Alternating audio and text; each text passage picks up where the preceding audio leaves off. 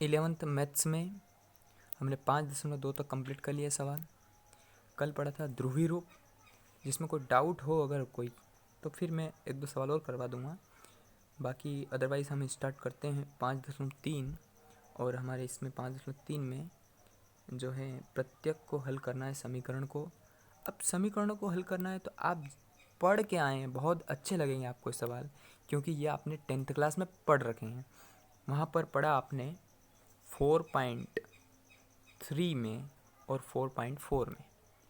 वहाँ पढ़ा आपने समीकरण जो थी उनको द्विघाती सूत्र से। अब द्विघाती सूत्र आपको याद आएगा, x बराबर माइनस का b प्लस माइनस रूट में B square minus 4ac upon में 2a। बहुत फेवरेट सवाल होंगे आप लोगों के, मैं जानता हूँ, क्योंकि इनको आपने रट रखे होंगे, क्योंकि सवाल एग्ज़ाम में आते आते थे। तो ये सवाल तो 100% एक एक बच्चे को आते होंगे। आगे बढ़ते हैं, पहला ही क्वेश्चन स्टार्ट करते हैं। यहाँ थोड़ा सा काम अलग होगा। वहाँ मैं आपको एक चीज़ और बता दूँ कि जब हम हल करते थे और x बराबर जैसे यहाँ -4 आ गया, प्लस माइनस रूट में ऐसी संख्या आ गई जो बाहर नहीं निकले रूट से, जैसे -3, लेकिन उसके साथ वहाँ पर यदि माइनस दिख जाता था तो हम बटे में जैसे 2 3 अच्छे जो भी होते थे, जब भी रूट में माइनस वहाँ दिख जाता था तो हम लिखते थे इसका अस्तित्व नहीं है, ऐसी लाइन लिखते थे और आगे हल नहीं करते थे।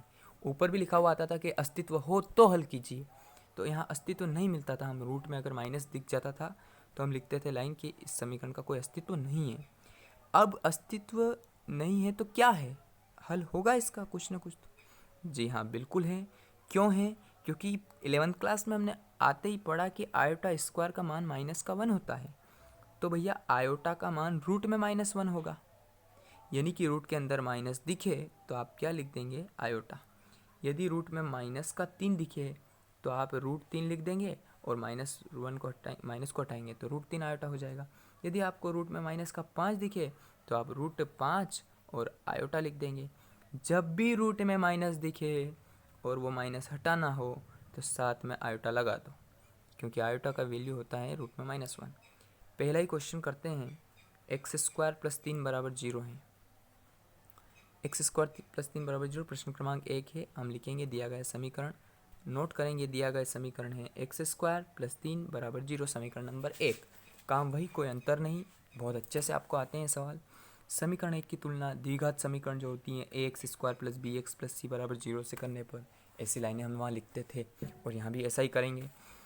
लाइन लिखने के बाद हम ए बी और सी की वैल्यू निकालते थे, लेकिन ध्यान रखना होगा आपको कि x यहाँ पर है, इसमें सिंपल x नहीं है, एक तो x² है और अचर है, x नहीं है। और जो नहीं होता है उसके आगे जो होता है, जैसे b है कांस्टेंट, तो b की वैल्यू कितनी रहेगी, 0, क्योंकि वहाँ पर x नहीं है।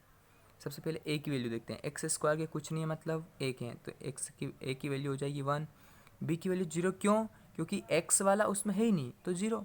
c की वैल्यू 3, क्यों, क्योंकि यहाँ पर अचर कौन है, 3 है। तो a और b के और c के मान आपको निकालना आना चाहिए, 10th क्लास में भी पढ़ रखे हैं।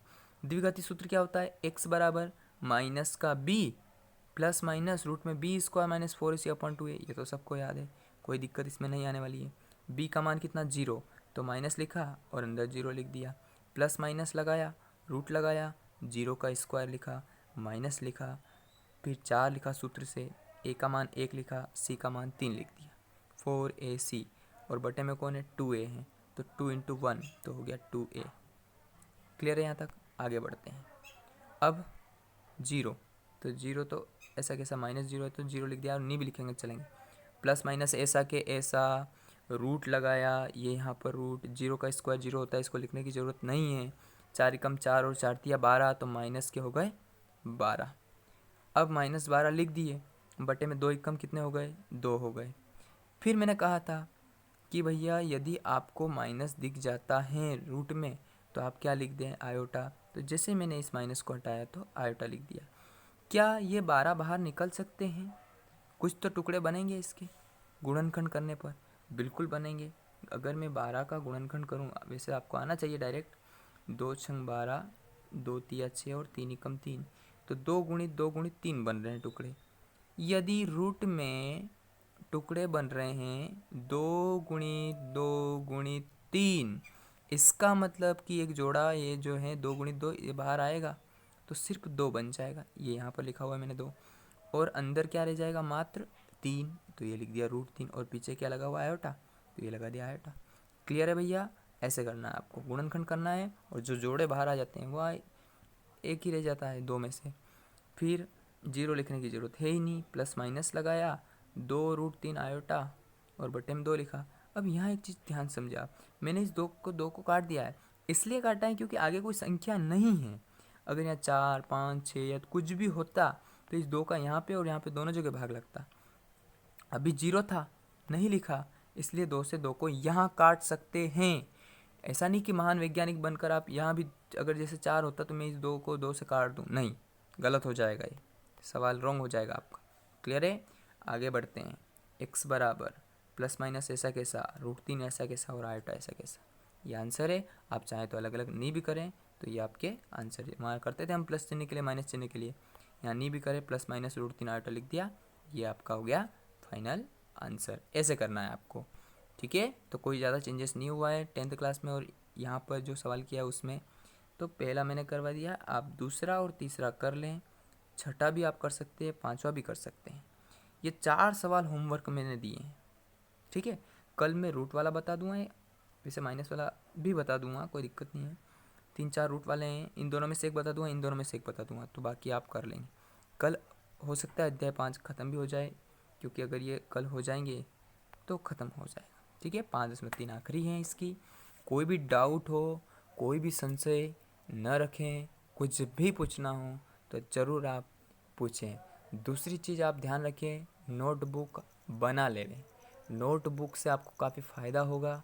कभी मान लो प्रैक्टिस करी आपने और यदि कोई सवाल में अटक गए, कोई सूत्र में अटक गए, तो आपको दिक्कत नहीं आएगी, फटाक से देखा और काम हो जाएगा। तो सबसे महत्वपूर्ण काम ये है कि हम नोटबुक बना लें ताकि आपकी प्रैक्टिस भी तगड़ी हो जाए। सवाल देखेंगे, रोक रोक के आप नोट करेंगे, बहुत आपको फ़ायदा होगा। क्लियर है?